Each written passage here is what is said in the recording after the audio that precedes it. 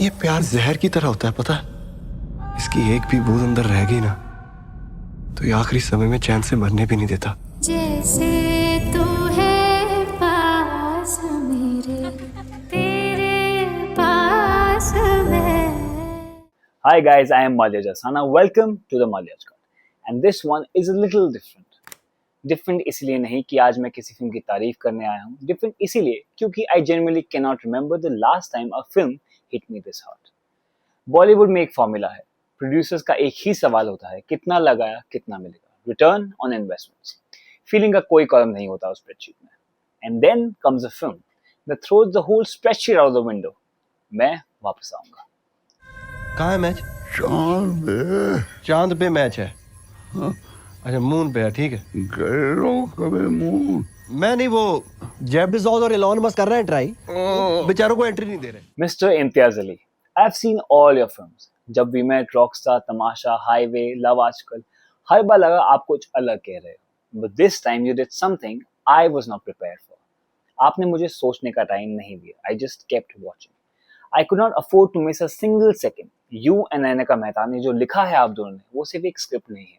It's a feeling. And I felt every single word of it sitting next to my father in that theater. So what is this film about? ये एक मोहब्बत की कहानी है, पर सिर्फ दो लोगों के बीच नहीं.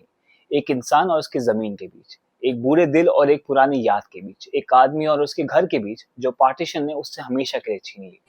वो मेरे एक्चुअली दादाजी डेथ बेड पे हैं. पता नहीं बार बार उठ जाते हैं और कहते हैं मुझे सरगोदा जाना है.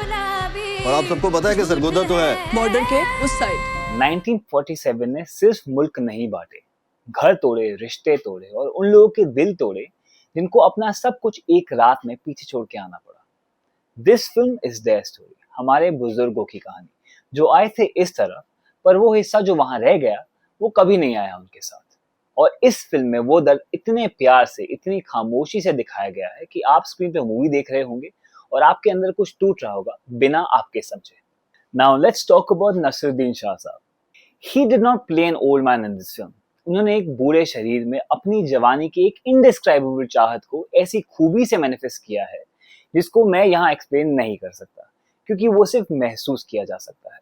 वो नॉस्टैल्जिया जो एक 95 साल के इंसान को फिर से 20 साल का बना देता है, वो नसीर साहब ने आंखों से व्यक्त किया है, शब्दों से नहीं, आंखों से. I cannot explain how this is even possible, but what I can tell you is, जिस सीन में वो टूटे, मैं भी टूट गया, और मैं अकेला नहीं था. The entire theater went silent. That kind of silence that only happens when something has genuinely landed. अब कास्टिंग की बात करते हैं. Vedang Raina. This guy is something special. The tabla, the steps, the expressions. उसने रोल के साथ पूरा इंसाफ किया है. He didn't just say the lines, he lived it. Sharvari. So subtle yet so powerful at the same time. Rare combination. Diljit Dosanjh walks into a frame and just fills it. He's so natural on screen. Camera उनसे प्यार करता है.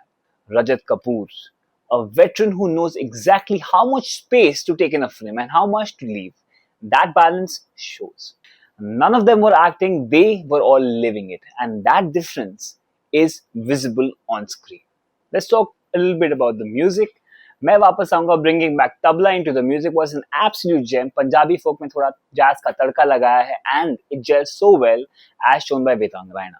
Sylvester Fonseca की cinematography, ये सिर्फ visuals नहीं है, ये एक पेंटिंग है जो मूव करती है. ट्रांजिशंस इतने क्लीन है कि एडिटर्स ये फिल्म सिर्फ ट्रांजिशंस के लिए दोबारा देखने जाएंगे. और राइटिंग इम्तियाज अली और नैना मेहता ने, आप दोनों ने एक ऐसी स्क्रिप्ट लिखी जो सिर्फ एक जनरेशन के लिए नहीं है, ये उन सब के लिए है जिन्होंने कभी कुछ खोया हो, और वो तो हम सब हैं.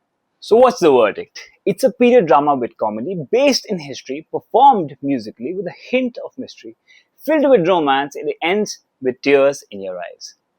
एक फिल्म में इतना सब मिलना मुश्किल होता है. यहाँ सब कुछ मिला और सब कुछ ठीक जगह पे था.